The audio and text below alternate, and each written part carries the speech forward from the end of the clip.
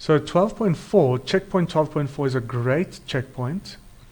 There's a lot of insight in here. It says, as this wrench moves upward, the upward translational motion of its center of mass slows down. Okay, we know that. It's the same as throwing a tennis ball straight up. You've got minus g acting down, or g acting down, and it slows down. However, does the rotation about the center of mass also slow down? Does this slow down as well? So what is our answer to this? So let's first, let's look at this guy. Does the rotation about the center of mass slow down?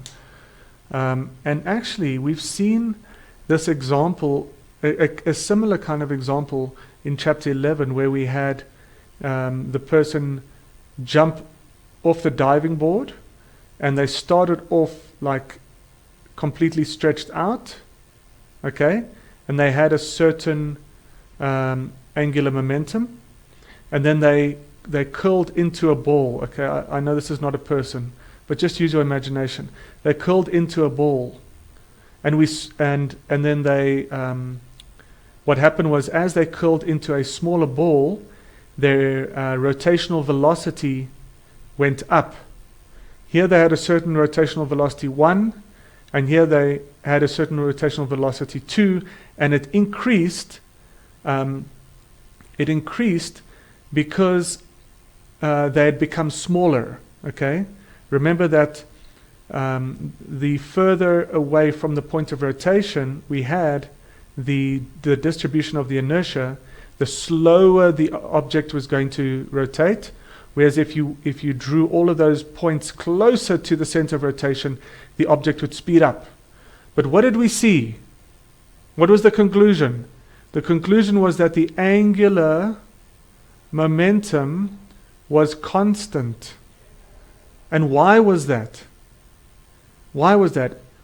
Because there was no force, and even now we can say no tangential force, that was being applied to this object to increase its angular momentum.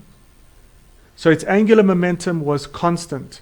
So even now, if we look at the spanner, okay, use your imagination always when I'm drawing, use your imagination. The spanner is rotating, okay? Its center of mass is moving up like this, and it's rotating. But in order for its angular momentum to change, it needs a force that is applied to it that causes its angular momentum to change. And that means that you would need a force acting somewhere tangent to this rotation. And so you would need a force and a moment arm. Okay, those are my own words, moment arm or a lever arm.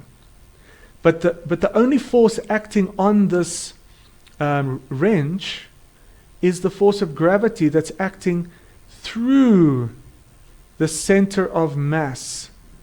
So the force of gravity is not increasing the rotational velocity. It's not increasing the angular momentum. All it is doing is changing the speed of the center of mass. Okay? All right, so I hope that helps.